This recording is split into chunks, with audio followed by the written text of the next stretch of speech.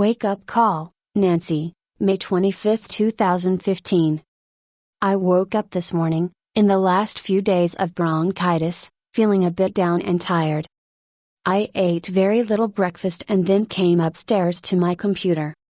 One of the emails led me to the Elvis song Amazing Grace and the next was My Way.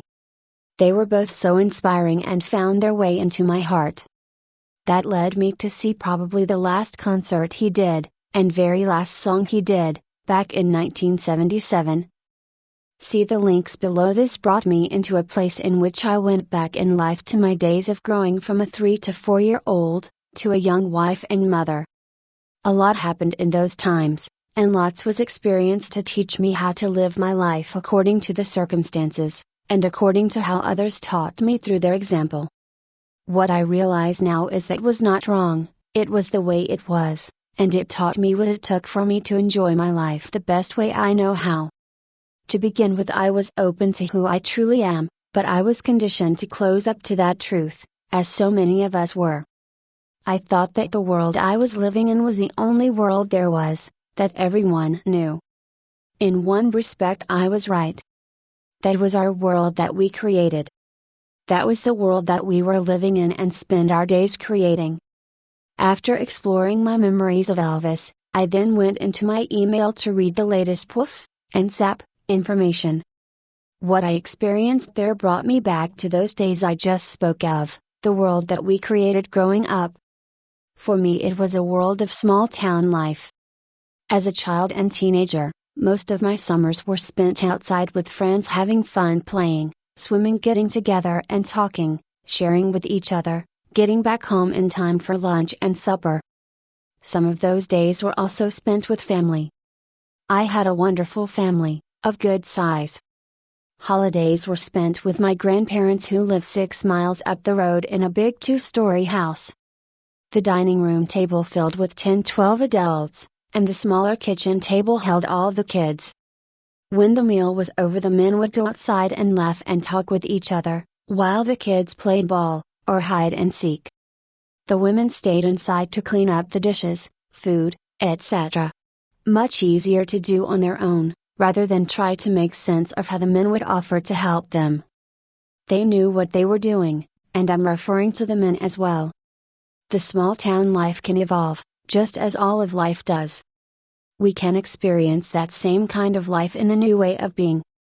We can use the cell phones just as we did the wall phones, or the conversations that we had with each other. We can use them to a point where we realize that we don't need them, to constantly be walking around with them at our ear. They wouldn't stand the water taking them over at 6 feet under as we go swimming at the park. No water where you live? How about standing with a bat in your hand and a phone in another? Would the phone withstand being hit and bouncing onto the ground in pieces? What would that tell you to do? Get rid of the bat, or the phone? This tells me that it is at an epoch of time where we can ask ourselves, is what we are doing with our lives coming from a place that is making us feel good about ourselves, or is it something that we have been programmed to do? Are we hearing in the background the same thing that was heard back in the days 20-50 years ago?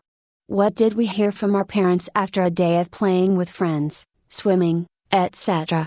Did we hear that it is better to stay in the house and help with the daily chores? Or did we hear that we'd better get outside where we get sun, and fresh air, and playtime, which was good for us? We know how times do change. I've seen in the community of Patagonia how lots of what is taking place has its own feeling of the old hometown, and yet has much of the feeling of no time past, or past. There are lots of cell phone users here, there are lots of people who get out of the house and walk around with friends, their dogs, and some family members. The school is very active and the children are here and there, doing what comes naturally to them. Here you ask, what does come naturally to them?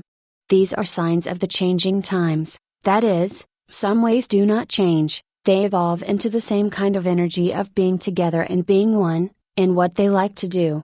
Does that sound like I am getting into how life has changed to something that is different from what it was, and needs to be changed to a better way of being?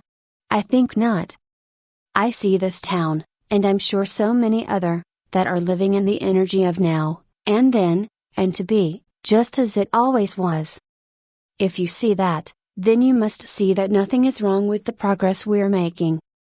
It is a matter of creating life and learning from what we do and experience. It is all about looking at how the world is now and asking what we feel like doing right now that will make us feel good about ourselves, and then the rest of the community and world. Do we want to be a part of the community and how they choose to live, or do we look at the rest of the world as our community and see how we want to be a part of it? There is no difference, or only one level.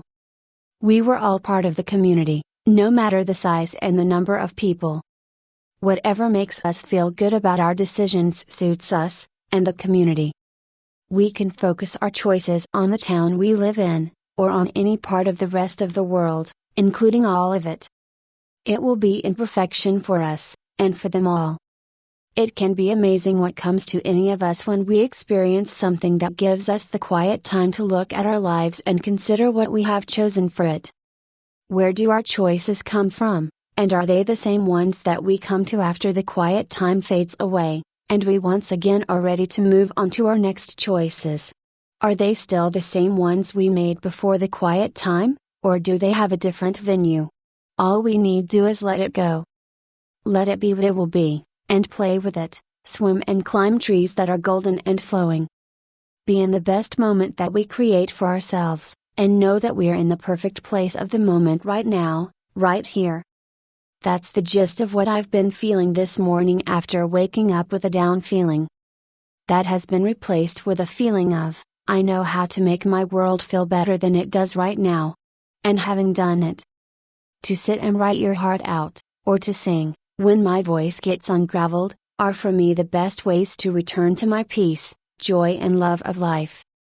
I love my wake-up calls, for I share them with all who care to see. Thank all of you for who you are, the creators, getting along together as a community in the creation of this wonderful world that we are evolving as I speak. Thank you all, my dear family. Much love, Nancy Tate.